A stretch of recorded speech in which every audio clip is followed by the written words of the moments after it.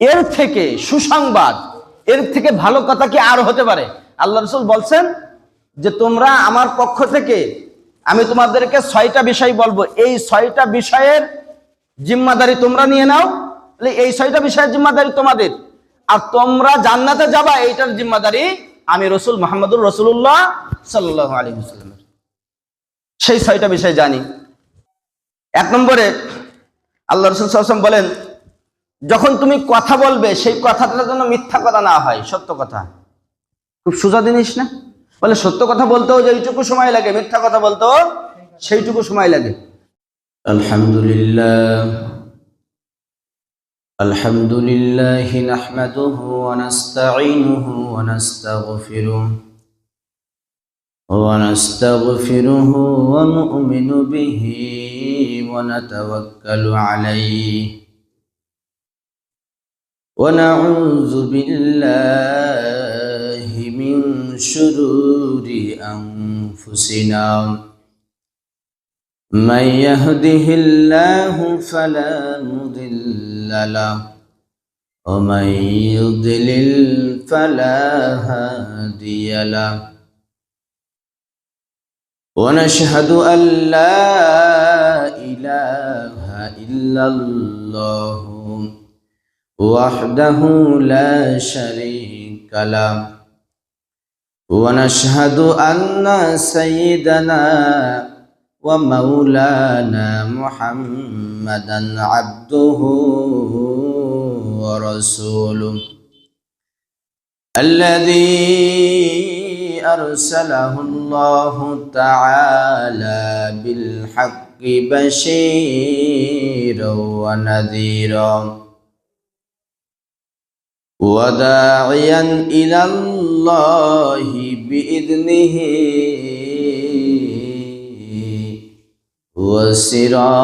وسراجا منيرا فقد قال الله تبارك وتعالى في كلامه المجيد وفي فرقانه الحميد أعوذ بالله من الشيطان الرجيم بسم الله الرحمن الرحيم شهر رمضان الذي أنزل فيه القرآن هدى للناس وبينات من الهدى والفرقان فمن شهد منكم الشهر فليصم ومن كان مريضا أو على سفر فعدة من أيام أخر يريد الله بكم اليسر ولا يريد بكم العسر ولتكملوا العدة ولتكبروا الله على ما هداكم وبشر المؤمنين وقال سبحانه وتعالى وإذا سألك عبادي عني فإني قريب أجيب دعوة الداع إذا دعان صدق الله العلي العظيم وصدق رسوله النبي الكريم ونحن على ذلك لمن الشاهدين والشاكرين والحمد لله رب العالمين الحمد لله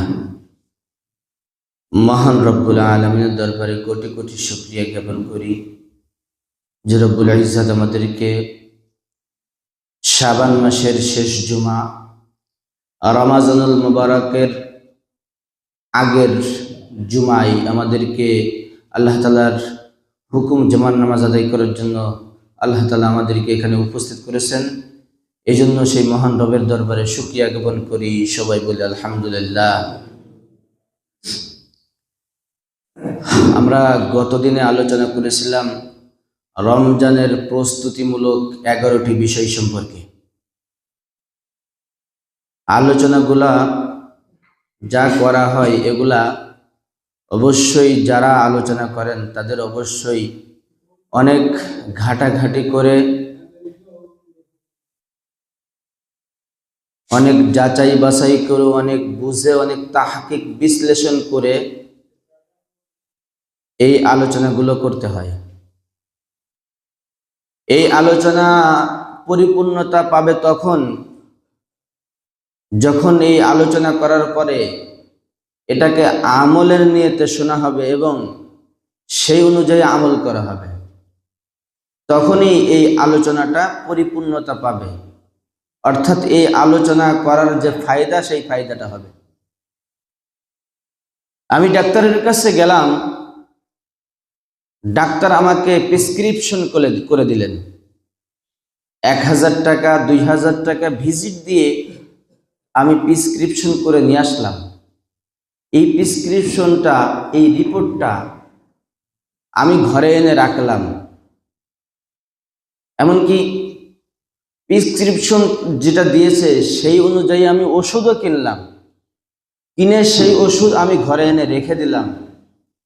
সেই ওষুধ আমি সেবন করলাম না, আমি খাইলাম না, ব্যবহার করলাম না।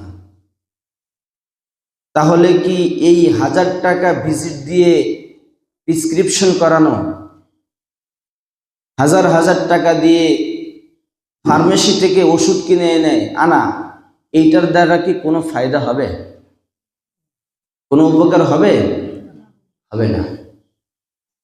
তো 1000 টাকা ভিজিট দিয়ে প্রেসক্রিপশন এনে ঘরে রাখাটা যেই রকম, মসজিদের খতিব সাহেব, মাহফিলের বক্তা সাহেব, তিনি 1 ঘন্টা 1.5 ঘন্টা ধরে আলোচনা করবেন।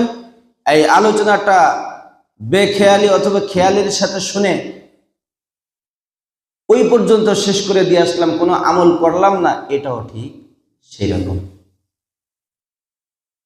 ওই প্রেসক্রিপশনটা আপনার তখন কাজে লাগবে যখন নাকি ওই প্রেসক্রিপশন অনুযায়ী আপনি ওষুধ কিনে সেই ওষুধ সেবন করবেন। এই আলোচনাটা ঠিক তদ্রূপ ওই সময় কাজে লাগবে, পরিপূর্ণতা পাবে যখন এটাকে আমলের নিয়তে শোনার পরে যা শোনা হলো সেই অনুযায়ী আমল করা হবে।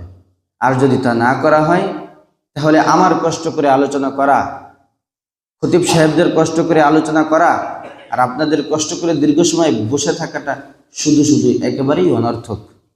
এজন্য আমরা অনুরোধ করব, আলোচনাগুলো যাই হোক কমপক্ষে আমলের নিয়তে এবং গুরুত্ব সহকারে শোনার চেষ্টা করব। আল্লাহ তাআলা তৌফিক দান করেন, সকলে বলে আমিন। আমরা আজ আলোচনা করব রোজার 6টা, রমজান মাসে 6টা বিশেষ আমল সম্পর্কে। রমজান মাসে 6টা বিশেষ আমল সম্পর্কে, যেই আমলগুলা রমজানের আগেও আমাদের জন্য জরুরি, কিন্তু রমাজানুল মুবারক, রমজান মাস, এটা আমাদের জন্য সারা বছরের 11 মাসের একটা প্রশিক্ষণমূলক মাস। আল্লাহ তাআলা কোরআনের মধ্যে বলেন, ইয়া আইয়ুহাল্লাযীনা আমানু কুতিবা আলাইকুমুস সিয়াম কামা কুতিবা আলাল্লাযীনা মিন ক্বাবলিকুম লাআল্লাকুম তাত্তাকুন। তোমাদের উপর রমাজানুল মুবারকের রোজাকে ফরজ করা হয়েছে, যেমন ভাবে ইতিপূর্বেও তোমাদের পূর্ববর্তী যারা ছিল তাদের উপরেও রমজানের রোজা ফরজ করা হয়েছিল। ফরজ করা হয়েছে এই জন্য লাআল্লাকুম তাত্তাকুন, যাতে করে তোমরা মুত্তাকি হতে পারো। এখন কথা হলো, আল্লাহ তাআলা তো মিথ্যা কথা বলেন নাই। কথা বুঝতেছেন না মনে হয়? কথা বুঝতেছেন না? হ্যাঁও বলে না, নাও বলে না। আপনারা তো বুঝতেছেন, তাও বুঝতেছেন না, তাহলে কি ইংরেজিতে বলবো নাকি উর্দুতে বলি? তা বাংলায় বলে বুঝতেছেন না, তাহলে কি করবো? বুঝলে তো হ্যাঁ না কিছু একটা বলবেন।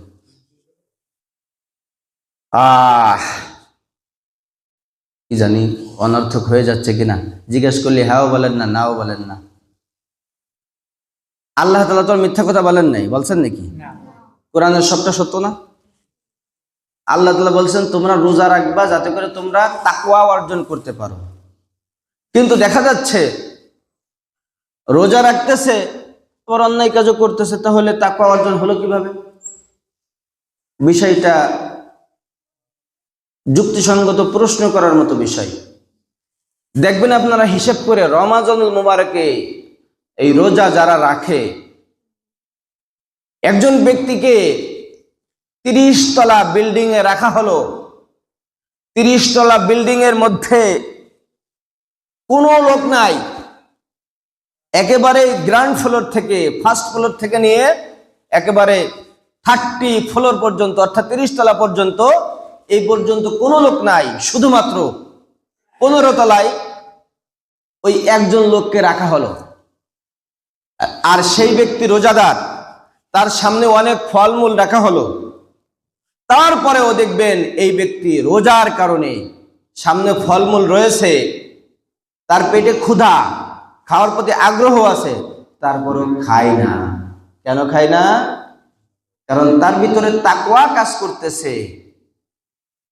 একজন যুবক, যেই যুবক এখন পর্যন্ত বিবাহ করে নাই, নব যৌবন যার, এই যুবক রোজাদার,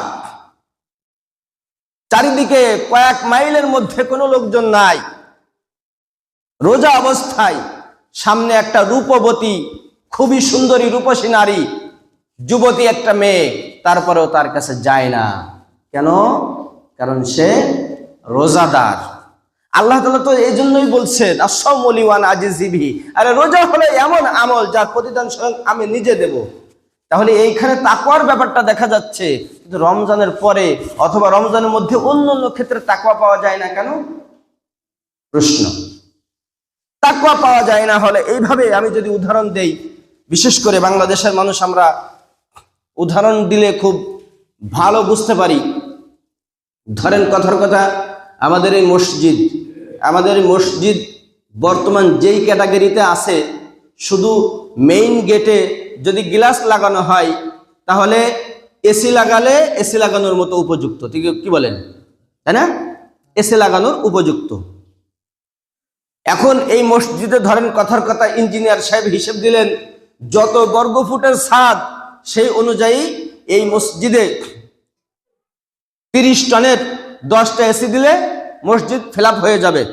30 টনের 10টা এসি দিলে আমরা জানি যে এসি যদি চালু করতে হয় তাহলে কোনো বাইরের কোনো বাতাস ভিতরে আসতে পারবে না, ভিতরের কোনো বাতাস বাইরে যাইতে পারবে না। কিন্তু আমরা এরকম 10টা না 30 টনের 10টা না 30 টনের 30টা এসি লাগালাম, আমরা এখানে 30 টনের 30টা এসি লাগালাম। এরপরে আমাদের যে মেইন গেট খুলে দিলাম, এই যে যতগুলো জানালা আছে আমাদের সবগুলা খুলে দিলাম। বলেন তো এসিতে ঠান্ডা হবে, কিন্তু এই ঠান্ডাকে ভিতরে থাকবে? কেন থাকবে না? কারণ হলো এসি, তার এসির কার্যকরী ক্ষমতা আছে, এসিতে ঠিকই ঠান্ডা করতেছে, কিন্তু ঠান্ডা ভিতরে রাখার যে উপায়গুলা, সেই উপায়গুলা আমরা ঠিক রাখিনি। তাকে ভিতরে ঠান্ডা যদি রাখতে হয় তাহলে ভিতরের কোনো বাতাস বাইরে যেতে পারবে না, কিন্তু আমরা জানালা এবং দরজা খুলে দিয়েছি। যতগুলো এসি লাগাই না কেন, ঠান্ডা হলেও সেই ঠান্ডা ভিতরে থাকবে না। রমাজানুল মুবারকে, কথা বুঝতেছেন? রমাজানুল মুবারকে আল্লাহ তাআলা মুমিনদের এই রোজা রাখার কারণে তাকওয়া দিয়ে থাকেন, তাকওয়া অর্জন হয়। কিন্তু সেই তাকওয়া এই এসির মতো তাকওয়া আসতেছে, কিন্তু আমরা ওদিকে কি রেখেছি? দরজা আর জানালাগুলা খুলে রেখেছি। আমরা গুনাহের আমল চালু রেখেছি।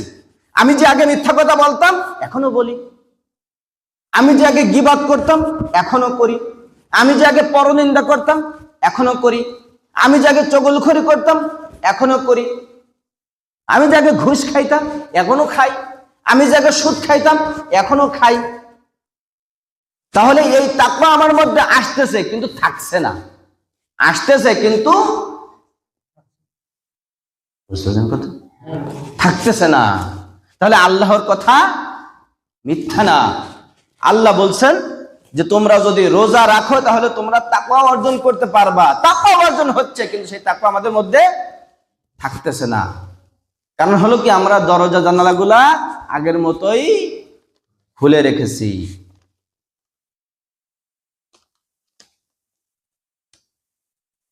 রমাদানুল মুবারকের রোজা হলো একজন অসুস্থ ব্যক্তির জন্য। আমরা ইতিপূর্বে আলোচনা করেছিলাম অসুস্থতা দুই প্রকার, জানি না আপনাদের স্মরণ আছে কিনা, আমি বলতেছি। একটা হলো শারীরিক অসুস্থতা, আর একটা হলো রুহানি অসুস্থতা, অন্তরের কলবের অসুস্থতা। তো রোজা হলো কলবের অসুস্থতার জন্য অ্যান্টিবায়োটিক হাই পাওয়ারের ওষুধের মতো। আপনি 30 দিন আপনার নির্দিষ্ট একটা রোগের জন্য 30 দিন অ্যান্টিবায়োটিক ওষুধ খাইলেন, তাহলে আপনারা আশা করতে পারেন যে এই 30 দিনে আপনি ওই রোগ থেকে পরিপূর্ণ সুস্থতা অর্জন করতে পারবেন।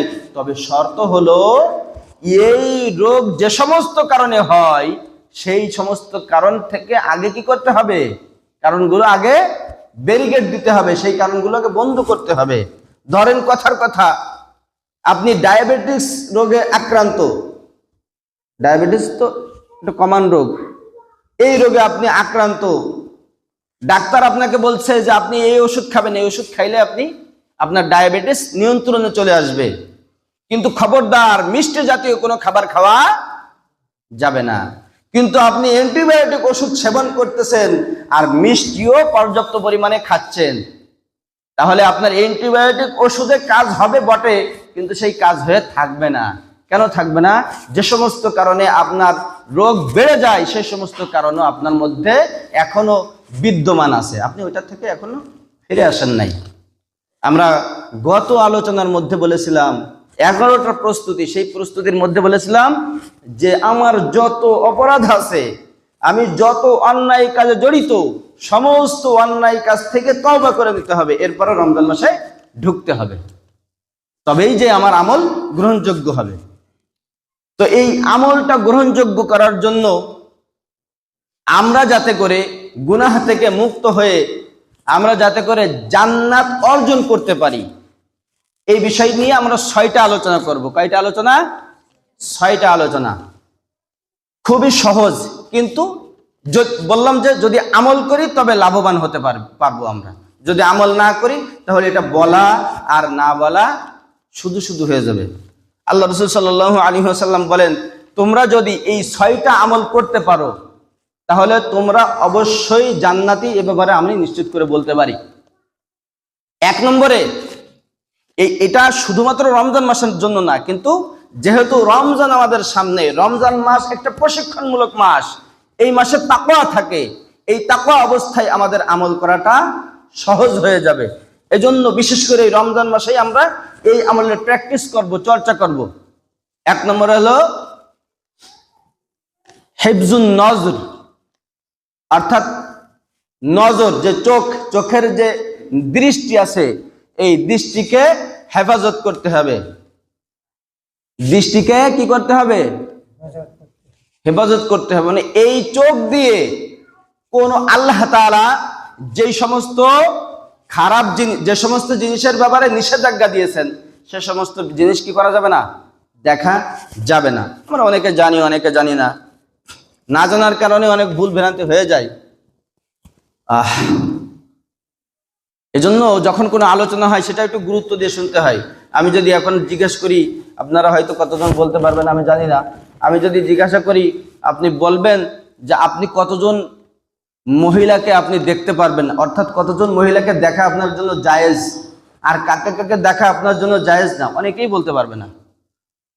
তাহলে মহিলা যাদের সাথে আপনাদের উঠা বসা আছে, এর মধ্যে এমন আছে যাদেরকে দেখা আপনার জন্য জায়েজ না, আপনি তাকে দেখতেছেন, তাহলে আপনার চোখের হেফাজত করা হলো না। চোখের হেফাজত সম্পর্কে আল্লাহ রাসূল সাল্লাল্লাহু আলাইহি ওয়াসাল্লাম বলেন, তিন ব্যক্তির চোখ না, মানে তিন প্রকারের চোখ, তিন শ্রেণীর চোখ জাহান্নামে যাবে না। সুবহানাল্লাহ। কয় শ্রেণীর চোখ? তিন শ্রেণীর চোখ। খেয়াল করে শুনবেন ইনশাআল্লাহ।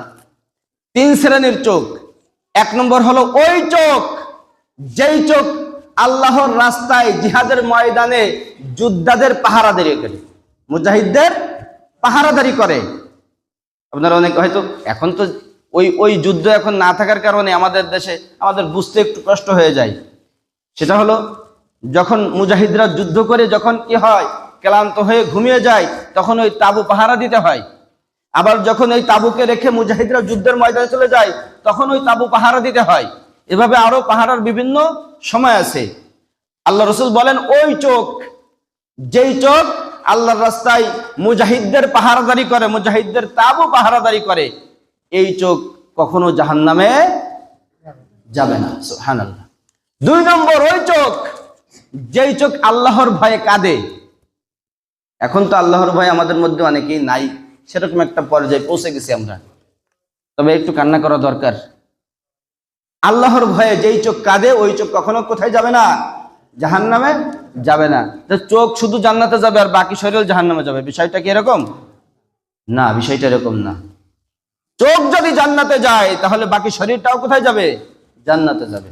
তিন নম্বর হলো ওই চোখ যেই চোখ হারাম জিনিস দেখে না। আল্লাহ তাআলা যেই সমস্ত জিনিসের ব্যাপারে নিষেধ করেছেন, যেই সমস্ত জিনিস দেখা হারাম করেছেন, এই সমস্ত জিনিস যেই চোখ দেখে না। অনেকেই আমাদের সমাজের মানুষ বুঝেই না। এই দেখবেন যে গ্রামগঞ্জে না, শুধু সব জায়গায় এটার প্রচলন আছে। বিবাহ শাদী করার পরে, মানে বিবাহ তো করে একটা মেয়েকে, কিন্তু বিবাহ করার পরে ও যেন ওই বাড়ির যতগুলা মেয়ে আছে কেমন যেন সবগুলা মেয়ের মালিক সে।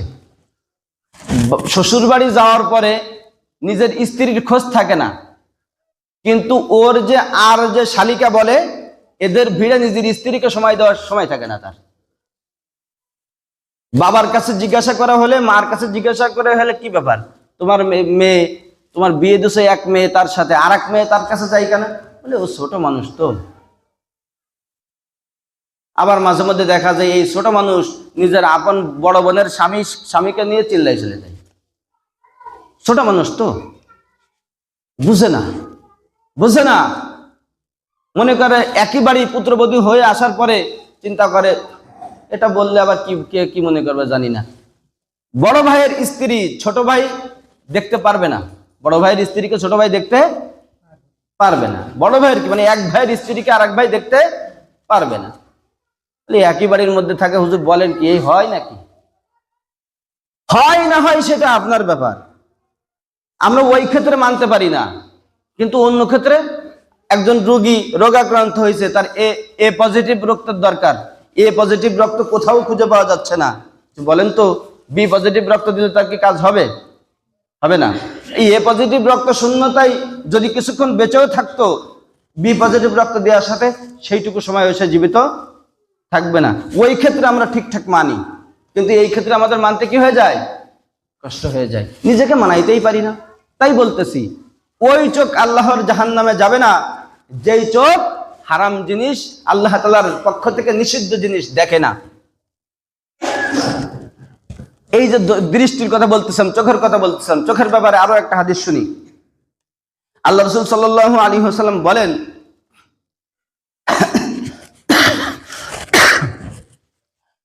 তোমরা আমাকে 6টা জিনিসের ব্যাপারে জামানত দাও। জামানত মানে জিম্মাদারি, অর্থাৎ তোমরা আমার পক্ষ থেকে 6টা জিনিসের ব্যাপারে জিম্মাদারি নাও, আমি তোমাদের জান্নাতে যাওয়ার জিম্মাদারি নিয়ে নিচ্ছি। সুবহানাল্লাহ বলবেন না? এর থেকে সুসংবাদ, এর থেকে ভালো কথা কি আর হতে পারে? আল্লাহ রাসূল বলছেন যে তোমরা আমার পক্ষ থেকে আমি তোমাদেরকে 6টা বিষয় বলবো, এই 6টা বিষয়ের জিম্মাদারি তোমরা নিয়ে নাও।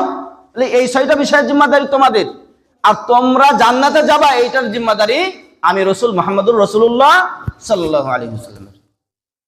সেই 6টা বিষয় জানি। 1 নম্বরে আল্লাহ রাসূল সাল্লাল্লাহু আলাইহি ওয়াসাল্লাম বলেন, যখন তুমি কথা বলবে সেই কথাটা যেন মিথ্যা কথা না হয়, সত্য কথা। খুব সোজা জিনিস না? বলে সত্য কথা বলতেও যেইটুকু সময় লাগে, মিথ্যা কথা বলতেও সেইটুকু সময় লাগে। তাহলে কেন আপনি নিজের আল্লাহ রাসূলের পক্ষ থেকে যেই জামানত নিয়েছেন সেখানে কেন আপনি এই জামানত ঠিক রাখতেছেন না? 2 নম্বর, ওয়াদা রক্ষা করা। আর ওয়াদার কথা বললে তো বাংলাদেশের বেশিরভাগ ওয়াদা রক্ষা করা হলো আমাদের দেশের নেতারা, না? ওয়াদার বেলা একেবারে ঝাঁকা ঝাঁকা, জুড়ি জুড়ি ওয়াদা, কিন্তু কোনো কায়দায় একবার নির্বাচিত হতে পারলেই ওয়াদার একেবারে ভরাডুবি হয়ে যায়। আল্লাহ রাসূল বলেন, যেই ওয়াদাটা দিবা সেই ওয়াদা 100তে 100 রক্ষা করবা। মক্কার কুফফারদের মধ্যে যারা ইতিহাস জানেন, অনেকেই জানেন, মক্কার কাফের যারা, তারা আল্লাহ রাসূলের বিরোধিতা করতো না, কিন্তু ওয়াদার ব্যাপারে তারা পাক্কা ছিল। কি ছিল না মেম্বার সাহেব? ছিল। ওয়াদার ব্যাপারে তারা পাক্কা ছিল। আরে কাফের আর মুসলমানের 2টা গ্রুপ। কাবা ঘরে একটা ওয়াদা অঙ্গীকারনামা লিখে ঝুলাই দেওয়া হয়েছে। যতদিন পর্যন্ত এই অঙ্গীকারনামা ছিল ততদিন পর্যন্ত এরাও অঙ্গীকার ভঙ্গ করে নাই, মুসলমানরাও অঙ্গীকার ভঙ্গ করে নাই। তাদের মধ্যে এই জিনিসগুলো ছিল। আর আমরা মুসলমান হওয়ার পরেও আমাদের মধ্যে ওই ন্যূনতম সেই আমলটুকুও নাই যেই আমল মক্কার কুফফাররা পর্যন্ত করছে। আমরা কি এত খারাপ হয়ে গেলাম কাফেরদের থেকেও? আল্লাহ রাসূল বলেন, যে ওয়াদাটা দিবা সেই ওয়াদাটা 100তে 100 তোমরা পালন করবা। 3 নম্বরে, তোমার কাছে যদি কেউ আমানত দেয় তাহলে সেই আমানত যথাযথভাবে আদায় করবা। দেখেন, আপনারা জানেন আল্লাহ রাসূল সাল্লাল্লাহু আলাইহি ওয়াসাল্লাম যেই রাতে মক্কা থেকে হিজরত করে মদিনায় চলে যাচ্ছিলেন, অনেকেই জানেন, সেই রাতে আল্লাহ রাসূলকে হত্যা করার জন্য ষড়যন্ত্র করছিল মক্কার কাফেররা। ষড়যন্ত্র করছিল কারা? মক্কার কাফেররা। এই তারা যারা আল্লাহ রাসূলের কাছে আমানত রাখছে, তারা আবার আল্লাহ রাসূল কি করতে গেছে? হত্যা করতে গেছে। আল্লাহ রাসূল আলীকে ডাকতে বলেন যে, আলী শোনো, আমি যে কোনো মুহূর্তে মদিনায় হিজরত করব, তোমার দায়িত্ব হলো আমার কাছে যারা যারা আমানত রেখে গেছে এই আমানতগুলো 2-1 দিনের মধ্যে তুমি তাদের কাছে পৌঁছে দিয়ে তুমিও মদিনার দিকে হিজরত করবা। আলী রাদিয়াল্লাহু তাআলা আনহু, ওই ঘটনা লম্বা, ওই দিকে যাচ্ছি না, শুধু একটু বলেই চলে যাব সামনের দিকে। আলী রাদিয়াল্লাহু তাআলা আনহু উনি কম্বল মুড়ি দিয়ে ঘুমায় আছেন। ওইদিকে আল্লাহ রাসূলকে আল্লাহ তাআলা নির্দেশ করলেন যে আপনি ঘর থেকে বের হবেন, বের হয়ে দেখবেন যে চতুর্দিকে কাফেররা পাহারাদারি করতেছে, আপনাকে তারা ঘর থেকে বের হতে দেবে না, আপনাকে তারা হত্যা করবে। এখন প্রশ্ন হলো, 1 নম্বরে দেখেন আল্লাহ রাসূলের ইসলাম তারা মানতেছে না, কিন্তু তার প্রতি এখন কি পরিমাণ বিশ্বাস, তার কাছে আমানত দিয়ে রাখছে। আবার তারা জানে যে মুহাম্মদ আমানতের খেয়ানত করবে। তাহলে আমরা তাদের কাছে তো কোনো কিছুই না।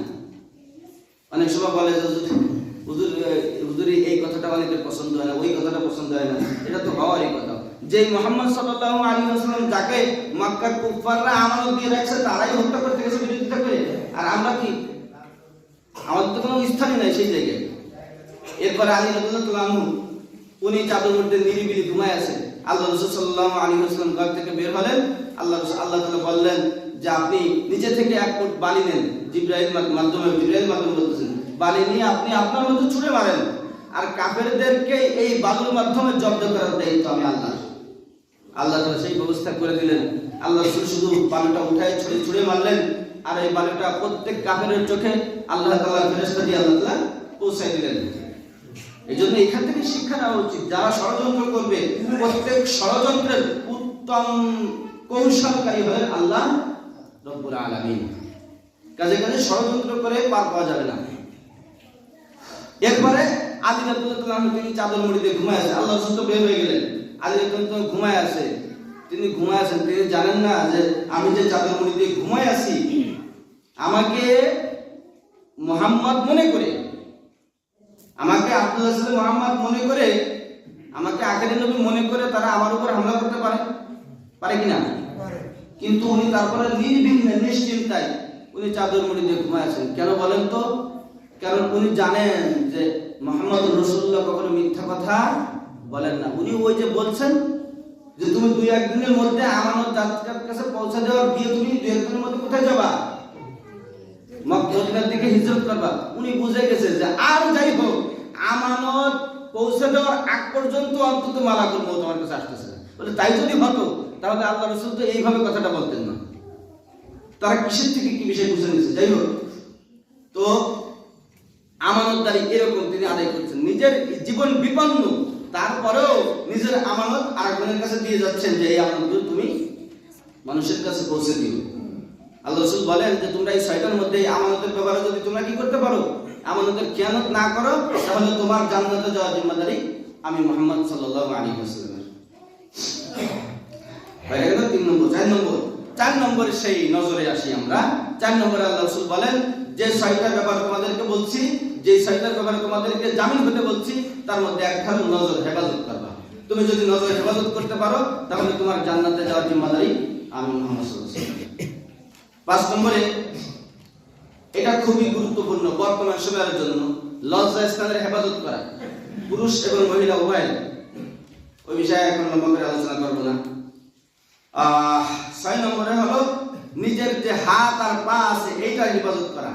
হাত আর পা আমাদের এখন কেউ একজনকে মারার পরেও সাক্ষী প্রমাণের দরকার হয়। আল্লাহ তাআলা রাসূলের মধ্যে সাক্ষী প্রমাণের দরকার হবে না। আল্লাহ তাআলা বলেন আল-ইয়াওমা নাখতিমু আলা আফওয়াহিহিম, হাসরের ময়দান যেদিন কায়েম হয়ে যাবে, আল-ইয়াওমা নাখতিমু আলা আফওয়াহিহিম, সেই দিন আমি প্রত্যেকের মুখের মধ্যে মোহর লাগাই দিব। তুমি যতই সত্য মিথ্যা বলার চেষ্টা করো তোমার মুখ থেকে কোনো কথা বের হবে না। আল-ইয়াওমা নাখতিমু আলা আফওয়াহিহিম ওয়া তুকাল্লিমুনা আইদিহিম, সেই দিন তোমার হাত কথা বলবে, ওয়া তাশহাদু আরজুলুহুম বিমা কানু ইয়াকসিবুন, সেই দিন তোমার পা সাক্ষী দেবে। এখন যত চালাকি করে তুমি করো, এইজন্য আমাদের হৃদয়ে একটা শান্তি আছে, তৃপ্তি আছে। তোমরা জুলুম করবা করো, কিন্তু আমার একটা দিন আছে। যত যা করার করে নাও, সমস্ত যদি দুনিয়ায় জবাব দিতে না পারি তাহলে সবকিছুর জবাব হাজার হাজার না লক্ষ কোটি দুনিয়াতে আল্লাহ তাআলা যত মানুষ সৃষ্টি করেছেন, প্রত্যেক মানুষ, শুধু মানুষ না, যত জিন সৃষ্টি করেছেন, সমস্ত জিন আর সমস্ত মানুষের সামনে তার জবাব আমার পক্ষ থেকে আল্লাহ তাআলা দিয়ে দেবেন। সুবহানাল্লাহ। এইজন্য মাজলুম যারা নির্যাতিত, এদের কোনো চিন্তা নেই, মাজলুমের পক্ষে আল্লাহ আছে। নজরের ব্যাপারে আরেকটা বলি, আল্লাহ রাসূল সাল্লাল্লাহু আলাইহি ওয়াসাল্লাম বলেন যে তোমরা রাস্তাঘাটে গল্প গুজব আড্ডাবাজি করবা না। এটা সাহাবীদেরকে যখন এই কথা বলতেছিলেন তখন সাহাবায়ে কেরাম বলেন যে হুজুর আমরা তো অনেক সময় রাস্তাঘাটে বসি কিন্তু আমরা ধর্মীয় আলোচনা করি। আল্লাহ রাসূল সাল্লাল্লাহু আলাইহি ওয়াসাল্লাম বললেন যে ঠিক আছে, যদি তোমরা ধর্মীয় আলোচনা করো আর এটা যদি রাস্তায় হয় তাহলে রাস্তার হক আদায় করবা। রাস্তার হক আদায় করবা। রাস্তার হক 5টা। কয়টা? কয়জন জানেন রাস্তার কয়টা হক? কয়জন জানেন? আল্লাহর রহমতে বলেন না। রাস্তার হক হলো 5টা। 5টা হকের মধ্যে 1 নম্বরেই নজর হেফাজত করা, নজর অবনত করা, নিজের দৃষ্টি নিয়ন্ত্রণ করা। রাস্তা দিয়ে কি হয় না হয়, কোন দিকে কে যাচ্ছে, কোথায় কি হচ্ছে না হচ্ছে, পুরুষ গেল না মহিলা গেল, ইত্যাদি ইত্যাদি, কোন জায়গায় টিভি চললো, কোন জায়গায় বিসিএস চললো, কি হচ্ছে না হচ্ছে, কোন মেয়ে কি পোশাক পরে গেল, হ্যাঁ, কোন দিকে দৃষ্টিপাত করার দরকার নেই। নিজের নজরকে হেফাজত করতে হবে। রাস্তার হক একটা, 1 নম্বর। 2 নম্বর রাস্তার হক হলো যদি কেউ সালাম দেয় সালামের জবাব দেওয়া। তবে মেয়েদের সালামের ব্যাপারে আলাদা মাসাইল আছে, সব মেয়েদের সালামের উত্তর দেওয়া যাবে না। 3 নম্বরে হলো রাস্তায় যদি কষ্টদায়ক কোনো জিনিস পড়ে থাকে এই জিনিসগুলো রাস্তা থেকে সরানো। এর ব্যাপারে আলাদা ফজিলতপূর্ণ হাদিস আছে, ওদিকে যাব না, সময় শেষ হয়ে যাবে। 4 নম্বরে হলো সৎ কাজে আদেশ করা, 5 নম্বরে হলো অসৎ কাজে নিষেধ করা। যখন তোমরা রাস্তার মধ্যে ধর্মীয় আলোচনা করবা, প্রথম কথা তো রাস্তায় আড্ডাবাজি করা যাবে না, বলে রাস্তায় আড্ডাবাজি করা যাবে না। এটা একটু বলছি আড্ডাবাজি করবে। যাই হোক, যদি করো তাহলে ধর্মীয় আলোচনা করতে পারো। ধর্মীয় আলোচনা করতে গেলে তারপরও 5টা হক আদায় করে। যাই হোক, তার মধ্যে আমরা দেখলাম নিজের নজরের কথা। আল্লাহ রাসূল সাল্লাল্লাহু আলাইহি ওয়াসাল্লাম যে বলতেছিলেন যে 6টা শর্ত মেনে যদি তোমরা চলতে পারো, সেই শর্ত 6টার মধ্যে আবার আসি। তাহলে একটা হলো হিফজুন নজর, এই দৃষ্টির আলোচনা করতেছিলাম আমরা। 2 নম্বর হলো হিফজুল লিসান, জিহ্বা, নিজের জিহ্বাকে নিয়ন্ত্রণ করা। জিহ্বার ব্যাপারে একটা হাদিসে আসছে, সেই হাদিসের মধ্যে আসছে অন্তর ঈমান ততক্ষণ পর্যন্ত পরিপূর্ণ হয় না যত সময় পর্যন্ত অন্তর পরিপূর্ণ না হয়। তাহলে ঈমান পরিপূর্ণ হতে গেলে কি পরিপূর্ণ হওয়া লাগবে? অন্তর পরিপূর্ণ হওয়া লাগবে, মানে পবিত্র হওয়া লাগবে। আর অন্তর তত সময় পর্যন্ত পবিত্র হয় না যত সময় পর্যন্ত মুখের কথাটা পরিপূর্ণ অর্থাৎ পবিত্র না হয়। অর্থাৎ কাউকে আল্লাহ রাসূল সাল্লাল্লাহু আলাইহি ওয়াসাল্লামের কাছে একজন জিজ্ঞাসা করলেন, ইয়া রাসূলুল্লাহ আইয়ুল মুসলিমিনা আফজালুন, মুসলমানদের মধ্যে সবথেকে শ্রেষ্ঠ কে? আল্লাহ রাসূল বললেন, মান সালিমাল মুসলিমুনা মিন লিসানি ওয়া ইয়াদিহি। সবথেকে শ্রেষ্ঠ মুসলমান হলো ওই ব্যক্তি যার হাত আর মুখের দ্বারা অন্য কোনো মুসলমান কষ্ট পায় না, নিরাপদে থাকে, সহযোগিতা করে, কষ্ট দেয় না। তাহলে শ্রেষ্ঠ মুসলমান হতে গেলে আমাদের কি করতে হবে? এই হাদিসটার আমল করতে হবে। মুখের কথা দিয়ে এবং হাত দিয়ে কাউকে কষ্ট দেওয়া যাবে না। আচ্ছা, তাহলে হিফজুল লিসান 2 নম্বরে কি বললাম আমরা? হিফজুল লিসান। এই হিফজুল লিসানের মধ্যে আরেকটা বিশেষ বিষয় রয়েছে, সেটা হলো মিথ্যা কথা না বলা। আরেকটা হলো গীবত না করা, পরনিন্দা না করা। গীবতের বিশেষ আমরা আলোচনা করব। এই গীবত আর পরনিন্দার ব্যাপারে আমাদের মধ্যে যথেষ্ট পরিমাণে আছে। গীবত হলো সত্য কথা বলা, একজনের দোষ চর্চা করা। সে একটা অন্যায় করছে, সেটা আপনার কি করতেছেন, আপনারা পাবলিশ করতেছেন আর একজনের সামনে, তাকে অপমানিত, লাঞ্ছিত সমাজের মধ্যে হেয় প্রতিপন্ন করার জন্য। আর মিথ্যা অপবাদ দেওয়া মানে সেই অপরাধী না, তাকে শুধু একটা তার নামে দোষ ছড়ায় তাকে অপমানিত, লাঞ্ছিত করা। দুইটা কোনটার থেকে কোনটা? জুমা তো মানে রমজান মাস, কত জুমা পাওয়া যাবে? তাহলে না যাতে করে দেব আইনে যারা এক্সাক্ট করে দেন যে তারা এই তাহলে কয় মিনিট লাগবে আপনার? 5টা রেডি করতে 5টা 10 আচ্ছা, আমি এটা শেষ করে দিচ্ছি ইনশাআল্লাহ। সংক্ষেপে বলে দিই, হ্যাঁ সংক্ষেপে বলে দিচ্ছি। তাহলে 1 নম্বরে আমরা কি হেফাজত রাখবো? নজর।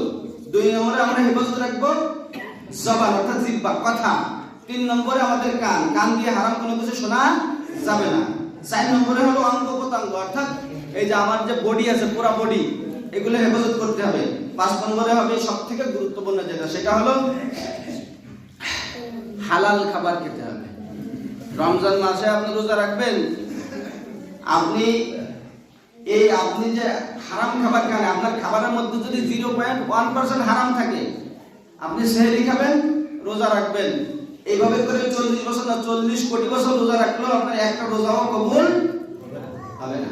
তাহলে রোজা কবুল হওয়ার জন্য সবথেকে গুরুত্বপূর্ণ কি দেখা যাচ্ছে? হালাল খাবার খেতে হবে। 2টা কারণে। 1 নম্বর কারণ হলো হারাম খাবার পেটে ঢুকলেও কমপক্ষে 40 দিন তার ইবাদত কবুল হয় না। আর হারাম খাবার দিয়ে সেহরি অথবা ইফতারি করলে এই রোজা আল্লাহর দরবারে পৌঁছায় না। তারপরে আল্লাহ তাআলার কাছে দোয়া করতে হবে এবং চাইতে হবে যে আল্লাহ, অহংকার করা যাবে না যে আমি তো সব হুজুর যে আলোচনা করছে যে 5টা ব্যাপারে 5টা সবটাই তো আমি করছি, আমার চোখ হেফাজত আছে, আমার মুখ হেফাজত আছে, আমার কান হেফাজত আছে, বলে আমার অঙ্গ প্রত্যঙ্গ সব হেফাজত আছে, তারপর আমি হালাল খাবার খাচ্ছি। এর উপর নির্ভর করে বেশি অহংকার করা যাবে না, আমি সবকিছু করে ফেলছি না। এরপরেও আল্লাহ তাআলার কাছে চাইতে হবে, আল্লাহ আপনার হুকুম মতো আমি কতটা কি করতে পারছি আমি জানি না, তবে আপনি আমার যদি অপরাধ থেকে গুলো ক্ষমা করে দেন, আর আপনি আমি যে আমল করছি আমলগুলো কবুল করে নেন। আচ্ছা দেন, ওটা পড়া লাগবে নাকি? হ্যাঁ।